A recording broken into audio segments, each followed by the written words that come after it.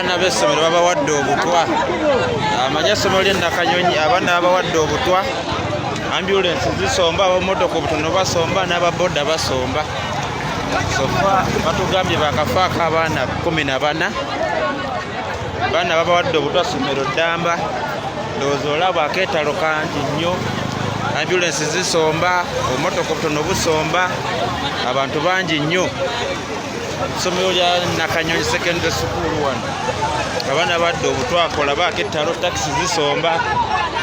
Abaana ba boda bonna balidde obutwa. Taxi zisomba, boda zisomba, tipa zisomba. Buli asobola asomba.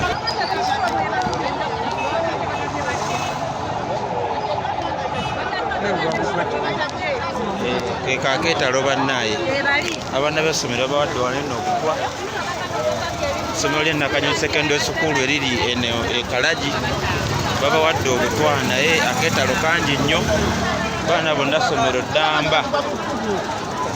Abaana bonna ssomero ddamba babawadde obutwa. Naye tetumanyi ssaawa eno siyinza kulimba bakafaako bameka. Naye nga embeera ekyali ya kiyongobera, abazadde bakaaba. Abakima abaana be babakima naye nga embeera yo si nnungi otwaliza awamu.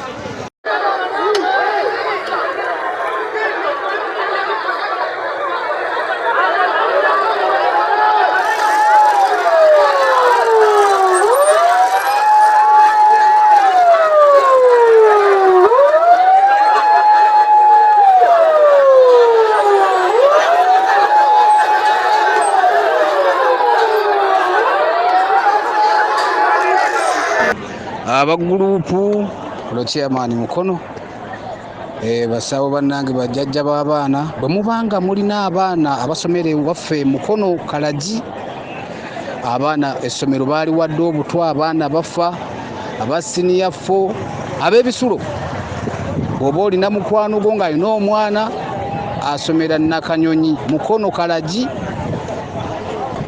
mukubireko kubanga abaana bangi bafudde baana bangi bakyafa. Era ne wenjogera essaawa zino ndi ku ssomero naye emirambo gy'abaana twakabalako 26 bembazeeko nganze chairman naye abaana bafa. Tuli mu ntiisa y'amaanyi nnyo, abaana baffe bafa. Owettima yabawadde oba babawadde butwa naye mu mmere gye balidde ebadde poison enkambwe eyo. Yensasagge gye tulimu n'obudde buno yensasagge eriwo naye nga bw'oba osobola tusabireko kubanga ekiri ku ssomero lino libaddemu n'entalotalo abakristaayo babadde nabo bakayana kugamba biri awo bwe bityo naye mutusaasire oba olina ku mwana wo ng'olina mukwano gwo alina omwana asomera eno waffe mukono mukubireko nga bukyali kubanga bangi bali malwaliro tetumanyi we bali ssaawa zino naye nga Munagalama yajjudde mukono ejjudde abasinga kati bajja Kampala. Era wenjogerera wano tulina mu ambulance nga 30 agayingira obuyingizi n'agayingidde naye nga basomba okuba obwedda basomba ezo zonna ambulance zeziyitawo okunona abaana baganda bange kyekiri e mukono. Nnyo Kitalo nnyonnyene ddala nga tusaba emyoyo gy'abagenzi Omukama Katonda agiramuze ekisa n'abali mu ddwaliro Allah bataase basobola ate okuba nga basooka. Mukwano sijjako wakujjogeza mukwano gwange kubeera nga mpagirako ku bintu by'enzigi n'amadirisa. Mbeera nga ate otufunirako ezo ennamba z'essimu osobola okuba oba n'osindika akameseji ku WhatsApp munaye ate oba otufuna bulungi nnyo. Tubeera n'enzigi ez'ebika eby'enjawulo gwe wa Shero tukolera Kanba ogiraba bulungi awo ensonga ezo zonna tuba tuzikolako togaana tuwagira tukola bulungi buli kimu obutanda ng'obwo obeera obufuna bulungi nnyo ng'oyise ku nnamba zaffe ezo. Nakugamba mukwano gwange tutuuka ku sayiti yo ne tupima ne tukuwa ekintu ekyo ekifiitinga mu mulyango gwo oba mu ddirisa lyo oba ku geeti yo. Tetwagala bino bintu byakufunza miryango oba bintu byakutemaatema miryango, nedda. Tupima omulyango gwo ne tukolera oluggi olwennyini olufiitingamu.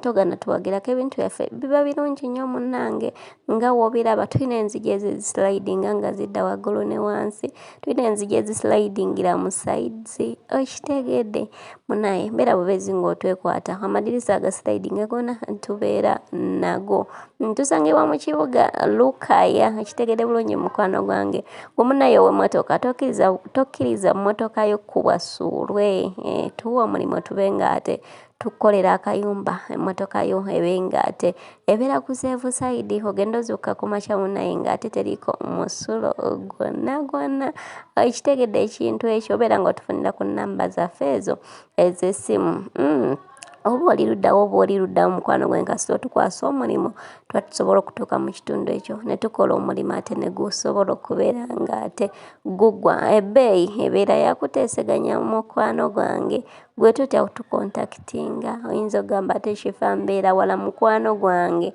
wonna tutuukayo ebintu by'okunoonya ssente si byakutuula mu kifo kimu mirimu gya kutambula riziki wejjidde wonna beera nga ate oginoonyaawo kitegedde tetweganya oba oyina mizigo emeka oba oyina nnyumba emu oba oyina ssomero tusobola okuba nga ate buli kimu tukikolerako bulungi.